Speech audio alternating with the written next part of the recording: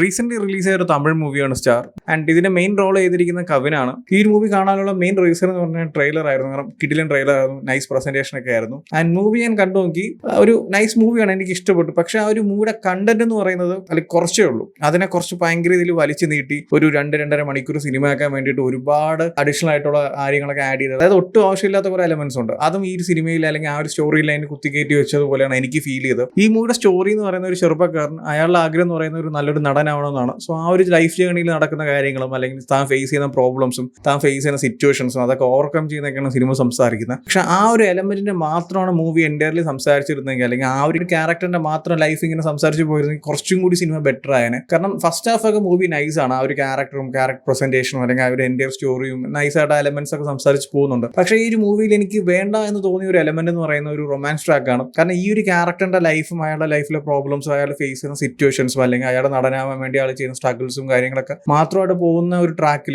ഒരു ആവശ്യമില്ലാതെ ഇതും കൂടി പാരലൽ ഇങ്ങനെ കൊണ്ടുപോകുന്നുണ്ട്. ആ ഒരു ട്രാക്ക് ഉണ്ടെങ്കിൽ മാത്രമേ മൂവി കംപ്ലീറ്റ് ആവുന്നില്ല. അതില്ലായിരുന്നെങ്കിൽ മൂവി കുറച്ചും കൂടി കിട്ടുമായിരുന്നു. കാരണം ഫസ്റ്റ് ഹാഫ് ഒക്കെ നൈസായിട്ട് പോയിട്ട് പിന്നെ സെക്കൻഡ് ഹാഫ് കംപ്ലീറ്റ്ലി ആ ഒരു ക്യാരക്ടറും അല്ലെങ്കിൽ അയാളുടെ സിറ്റുവേഷൻ ഒക്കെ ടോട്ടലി ചേഞ്ച് ചെയ്ത് വേറൊരു കംപ്ലീറ്റ്ലി എന്താ പറയാ തന്റെ പേഴ്സണൽ ലൈഫും ആ റൊമാൻസും കുടുംബവും ആ ഒരു ട്രാക്കിലോട്ടൊക്കെ സിനിമ പോകുന്നുണ്ട്. പിന്നെ എവിടെയൊക്കെ കൊണ്ടുപോയിട്ടാണ് ആ ഒരു ക്യാരക്ടർ അയാളുടെ നടനാവണമെന്ന ആഗ്രഹം സോ അതിലോട്ട് കണക്ട് ചെയ്യുന്നത്. അതായത് സിനിമ ഇങ്ങനെ ഒരു നൈസായിട്ട് ട്രാക്കിൽ പോകുന്നു, പിന്നീട് റൊമാൻസ് വരുന്നു, പിന്നെ വേറൊരു ട്രാക്കിലോട്ട് പോകുന്നു, പിന്നെ തിരിച്ചു വരുന്നു. അതായത് ആവശ്യമില്ലാത്ത ഒരുപാട് എലമെന്റ്സ് സിനിമയിൽ ആഡ് ചെയ്തിട്ടുണ്ട്. ഇങ്ങനത്തെ കാര്യങ്ങൾ ഒരു ചെറിയൊരു കോൺസെപ്റ്റ് ആണ്, പക്ഷെ അതിനെ കുറച്ചുകൂടി ബെറ്റർ ആയിട്ട് നൈസായിട്ടൊക്കെ ചെയ്യായിരുന്നു. ഈ ഒരു റൊമാൻസ് ട്രാക്ക് അല്ലെങ്കിൽ ഈ ഒരു ആവശ്യമില്ലാത്ത എലമെന്റ്സ് കൊണ്ട് മാത്രം ഈ സിനിമ കുറച്ച് ഡൗൺ ആയതുപോലെ എനിക്ക് തോന്നി. കംപ്ലീറ്റ്ലി മോശമെന്നല്ല ഞാൻ പറയുന്നത്, പക്ഷെ നമ്മൾ ആ ഒരു ട്രെയിലറിൽ നമുക്ക് കിട്ടിയ ഒരു ഫീൽ ഉണ്ടല്ലോ, ട്രെയിലർ ആണെന്ന് നിങ്ങൾക്ക് മനസ്സിലാവും, നൈസാണ് ആ ഒരു ട്രെയിലർ പ്രസന്റേഷൻ ഒക്കെ എനിക്ക് ഭയങ്കര ഇഷ്ടപ്പെട്ടു. സോ അത് മനസ്സിൽ വെച്ച് നമ്മൾ സിനിമ കാണുമ്പോൾ ആ കാര്യങ്ങളൊക്കെ പറയുന്നുണ്ടെങ്കിൽ അതൊക്കെ വളരെ ചുരുക്കം മാത്രമേ പറയുന്നുള്ളൂ. അല്ലെങ്കിൽ അത് നമുക്ക് ഒരുമാതിരി സൈഡ് ആക്കിയിട്ട് ഈ റൊമാൻസ് ട്രാക്കും അയാളുടെ പേഴ്സണൽ ലൈഫും അതിൽ വരുന്ന പ്രണയവും പാട്ടും കാര്യങ്ങളൊക്കെയാണ് കുറച്ച് ഇമ്പോർട്ടൻസ് കൊടുത്ത പോലെ എനിക്ക് ഫീൽ ആയത്. അതൊക്കെ കൊള്ളാം, ഇല്ല എന്നല്ല, പക്ഷെ എല്ലാത്തിനും ഒരു ലിമിറ്റ് ഉണ്ട്. പക്ഷെ ഇതിൽ അതാണ് കുറച്ചും കൂടി മുന്നോട്ട് നിൽക്കുന്നത്. അല്ലെങ്കിൽ ആ ക്യാരക്ടറും അയാളുടെ നടനാവണമെന്ന ആഗ്രഹവും ആ ഒരു ലൈഫ് മാറ്റി നിർത്തിയിട്ട് പാരലി ഈ ഒരു കാര്യത്തിന് കുറച്ചും കൂടി ഇമ്പോർട്ടൻസ് കൊടുത്ത പോലെ എനിക്ക് ഫീൽ ആയി. സോ അതില്ലായിരുന്നെങ്കിൽ കുറച്ചും കൂടി മൂവി കിടിലുമായിരുന്നേനെ.